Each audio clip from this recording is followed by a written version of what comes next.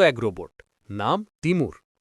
সে ছিল মেরামতের দোকানের সহকারী, সব সময় ব্যস্ত থাকত মানুষের নষ্ট জিনিস ঠিক করতে। কিন্তু তিমুরের একটাই সমস্যা ছিল, সে হাসতে পারত না। অন্য সব রোবটের মতো তার মুখে হাসির প্রোগ্রাম ছিল না।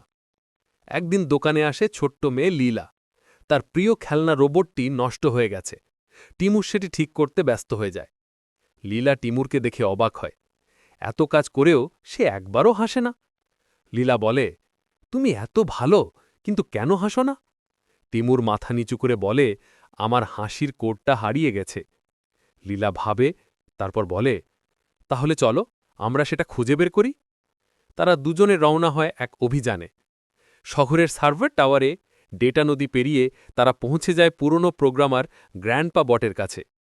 গ্র্যান্ডপা বট হেসে বলে, তিমুর, হাসির কোড কোনো চিপে নয়, সেটা হৃদয়ে থাকে। লীলা তিমুরের বুকে হাত রেখে বলে, তুমি আমাকে সাহায্য করেছ, এটাই হাসির আসল মানে। তিমুরের চোখ জ্বলে ওঠে, তার মুখে প্রথমবার হাসি ফুটে ওঠে। এরপর থেকে তিমুর শুধু জিনিস নয়, মানুষের মনও ঠিক করে দেয় এক টুকরো হাসি দিয়ে।